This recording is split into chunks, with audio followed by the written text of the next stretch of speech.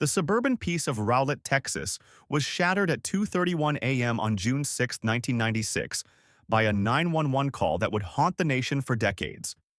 Darlie Routier, a 26-year-old mother of three, screamed into the phone that an intruder had broken into her home at 5801 Eagle Drive and attacked her family.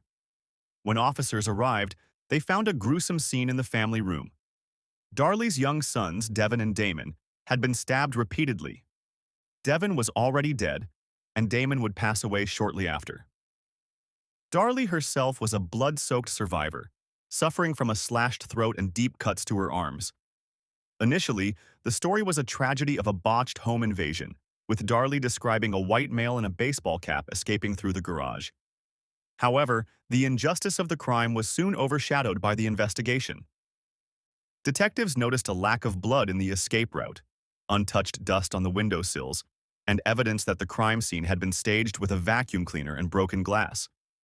The polished image of the perfect American dream was starting to bleed out on the kitchen floor. As the community mourned, the tone shifted from empathy to suspicion.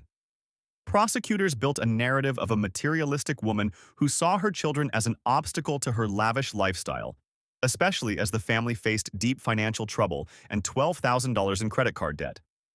But the ultimate curiosity loop was triggered by a local news broadcast 8 days after the murders. At the boy's gravesite, Darlie was filmed laughing, chewing gum, and spraying silly string to celebrate Devin's 7th birthday. The silly string video became the most powerful weapon in the prosecution's arsenal, framing Darlie as a cold, narcissistic killer rather than a grieving mother. Despite her family's claims that the video was taken out of context, occurring after a solemn prayer service, the image of her smiling at her children's graves seared a conviction into the public mind. The tension peaked when Darlie took the stand against her lawyer's advice, only to crumble under cross-examination, claiming selective amnesia for key events. The act ends with a crushing blow. A jury, having watched the silly string footage 7 times, sentences her to death by lethal injection. The final act explores the systemic failure and forensic questions that keep the case alive 28 years later. Darlie's supporters point to a timeline that seems physically impossible. The state claims she staged the entire scene, stabbed her sons, ran 75 yards to plant a bloody sock in an alley, and slashed her own throat within a 2-minute window.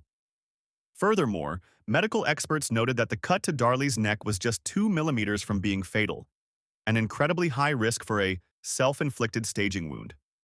The legacy of the case is defined by the wait for DNA. Unidentified fingerprints found on a coffee table and the garage window remain unmatched, and a bloody sock found blocks away contained no trace of Darlie's blood, despite her own massive blood loss.